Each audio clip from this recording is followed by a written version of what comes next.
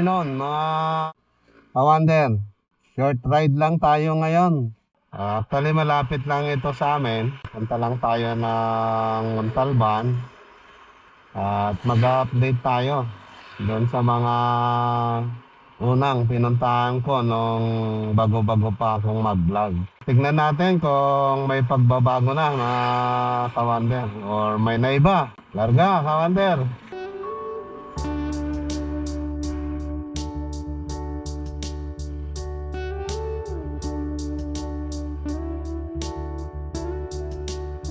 So dito yung papuntang San Mateo SM. Dito naman yung Marikina. So dito tayo sa Batasan, San Mateo Road. Dito tayo dumaan kasi parang ito yung tatagos doon sa C6 Bypass Road. Meron tayong titignan na isang kalsada dyan sa unahan. Ano na yung status? So, pwede tayong dumaan doon ngayon dahil ilang araw naman na hindi nagulan. Kung sakali mang may mga maputik na lugar. Kasi naligaw ako doon no unang punta ko mga kawander. Sobrang putik. Grabe. Saka merong mga dumadaang truck din doon.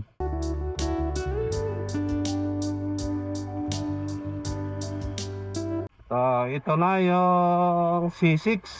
So, doon sa mga nabasa natin, matagal na itong planong ito noong 1980s pa, no? Panahon pa ito ni dating Pangulong Marcos Sr. Pero yung project, nasimula nito noong 2010. At officially na nadaanan itong 2020. So, napakatagal ng plano. Pero at least no, nangyari pa rin. So, naayos na rin pala yung tulay dito at saka yung kalsada. Ito yung part na hindi naayos nung unang daan ko dito. Ayan yung Cumberland. Paboritong tambayan ng mga bikers. Yung kaliwa, yan yung papuntang main road na, yung Cambal Road. So dito tayo mga kawander. Dito tayo sa Shotgun Road. Yan. So dito tayo dadaan. Sa mga babasahin, famous daw nung araw itong Shotgun Road na ito na dinadaanan ng mga dirt bike dahil sa challenging saka medyo matarik din na mga daanan. Tinawag na shotgun ito kasi nung araw daw may isang security na nakakabayo at may dalang shotgun habang nagro-ruling. Yan. So kaya tinawag nila na shotgun trail ito ng araw. So yung paakyat, yan yung hanggang doon sa may basurahan. So dito tayo mga kawander. So, ito yung gusto kong makitang daan.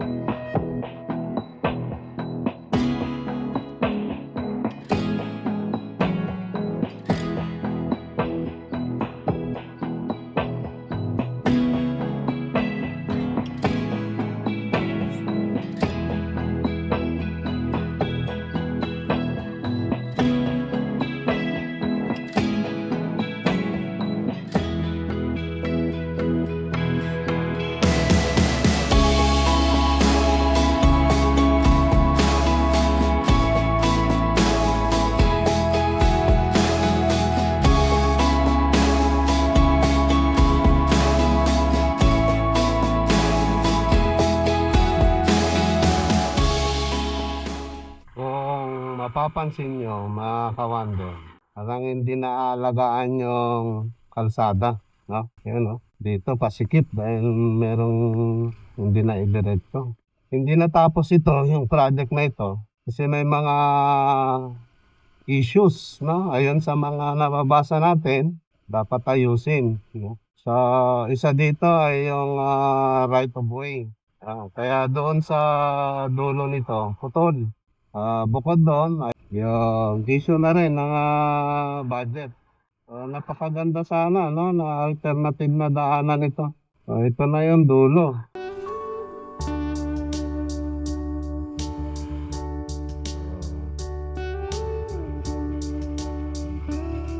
Kung umulan lang konti riyan dito, panigurado, napakaputik noong lugar. Buti ilang araw na rin na hindi umulan. Naligaw ako dito, grabe. Pagkalagpas mo ito doon sa unahan, yan, sementado. Itong parte na ito, yung maliit na pagitan. Sus, grabe ang putik. Napakaputik ito ng araw. Siguro ito yung karugtong.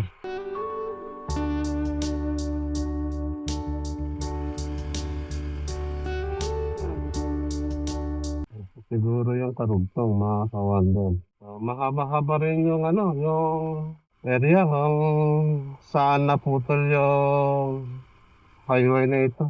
Napakalaking bagay sana ito sa mga uuwi ng Rodriguez.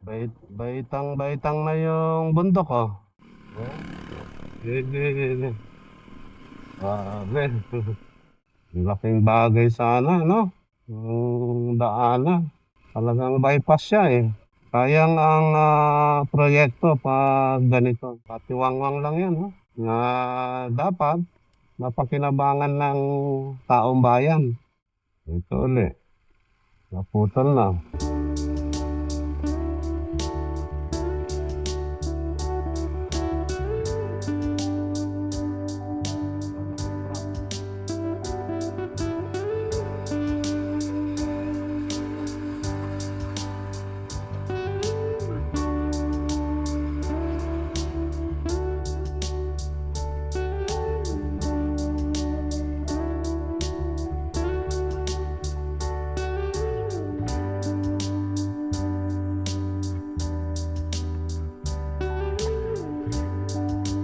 Nakadaan dito yung mga sasakyan. Pero mga motor, tricycle, yan, pinapadaan nila. Dito sa lugar na ito sa Rodriguez Rizal. Sunod-sunod na yung mga dito, resort. Maraming mga resort dito. Pero ito yung malaking resort. Yan. Yung Rancho Luisito. Punta natin sa baba yung ilog. Lubak-lubak yung daan. Hindi malinaw yung tubig. Malabo.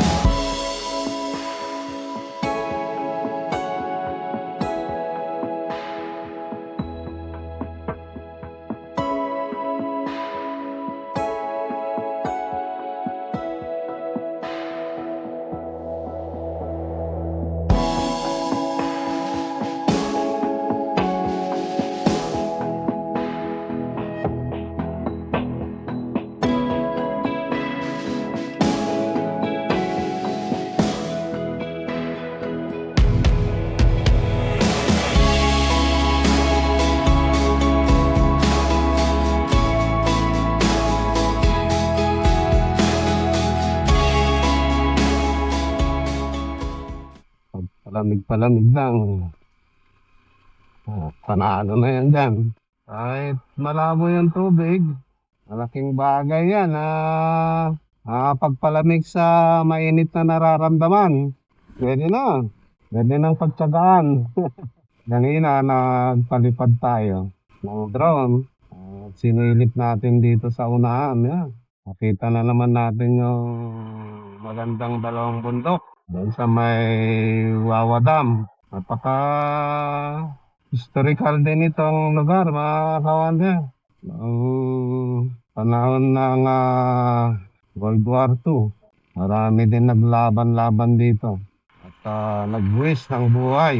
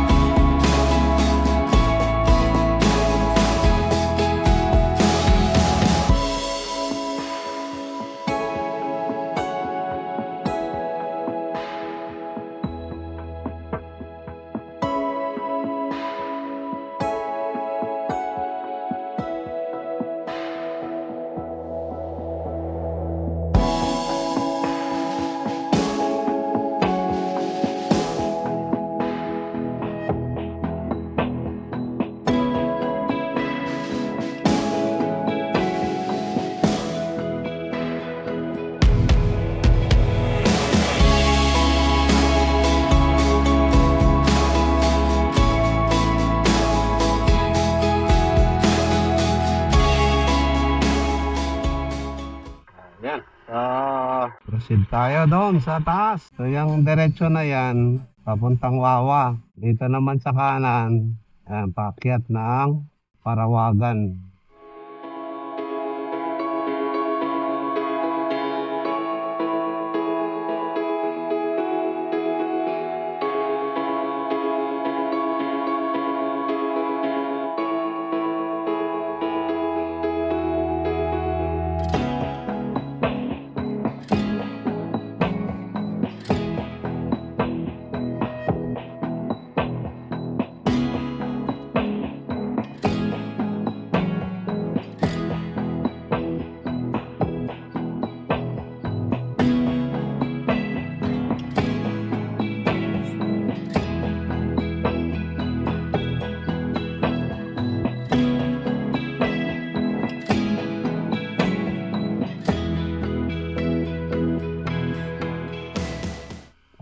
Maraming mga nagbabike na umaakyat yan dito.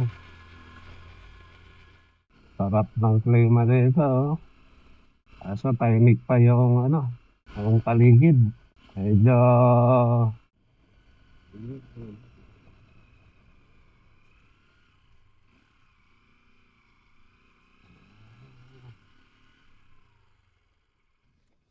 yan, so papahinga muna tayo dito. Init din.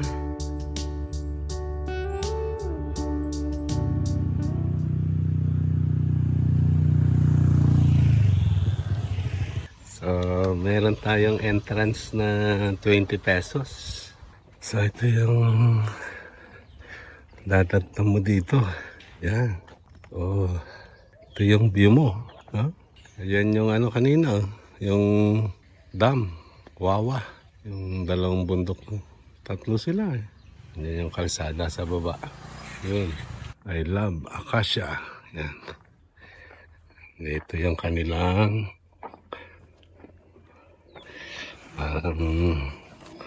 view deck. Puntahan din natin. Mga galing yan doon no, sa Bandaran.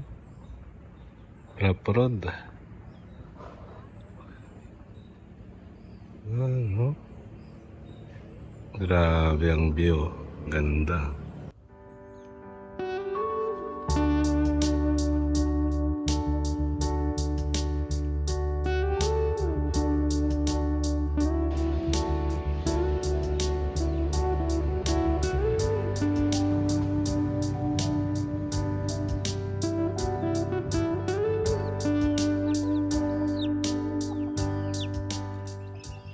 Papuntang tree house. Pag ginamit mo daw yan, start ng 5 o'clock hanggang 12 noon the following day. So, nirerentahan siya ng 1,000 pesos. Yan, tree house. So, pwedeng mag-camp dito, 100 per head. Yan yung kalsada lang, naglalakad. So, tignan natin yung tree house, yung itsura. Akyat tayo ng treehouse, mga kawander. Tignan natin kung anong itsura niya doon sa taas. Aray. Narinig nyo yun. Nauntog tayo. Yan, kakatingin sa video. Nauntog tayo. Yes. Ganda. Relax. 1,000. Babayaran mo dito. Mag-start ka ng alas 5. Tapos lalabas ka ng alas 12 the following day. Ang room dito. Yan yung kanyang room. Yan. Yan. Sabi.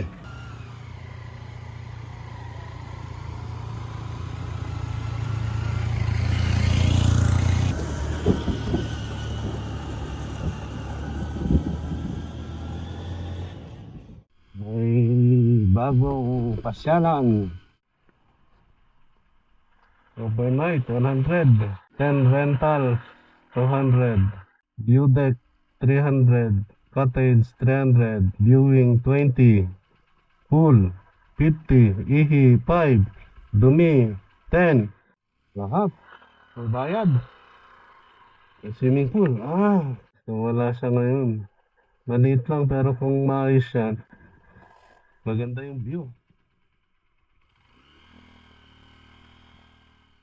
Ito, nakikita na rin to. Camp Karimot. Dito sa Camp Mimosa, nakapunta na tayo dito. Ang paakyat dyan sa taas. Meriendahan na doon. Naayos na ata yung kalsada dito na maitibag. Ito na yun, naayos na. Pero nabasag ulit. Piso wifi sila. May thumbtide. Yung mga ginagawa dito na pasyalan.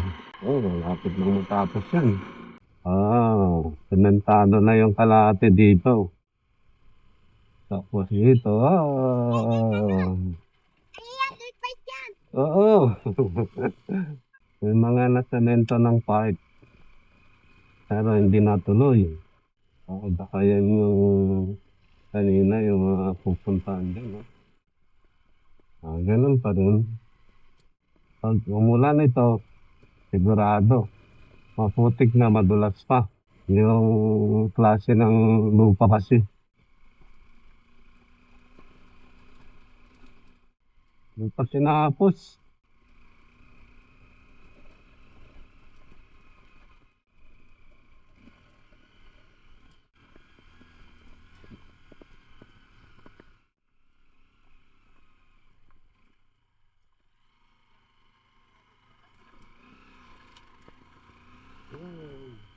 At least dito banda, madali na lang umakyat.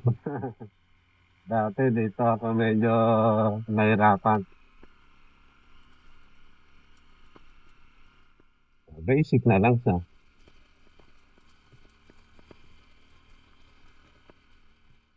May nalaglag na ulan.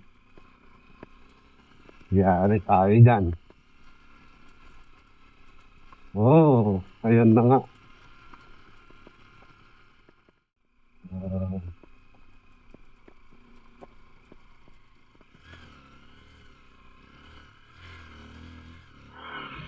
ulan na. Hmm. Gawa na ba ito? Open na ba ito?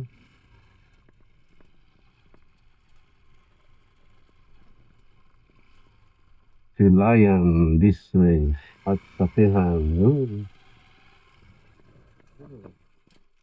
Maambon-ambon na.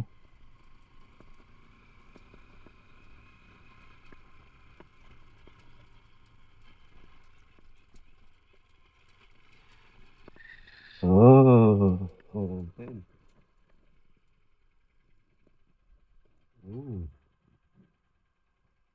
Muna tayo. Yan, so sumilong tayo dito. Mga kawander sa may jet campsite. So, maambon kasi. Medyo mahinang ambon lang naman. Sana huwag lumakas. Dahil siguro sa sobrang init. So, merienda muna tayo.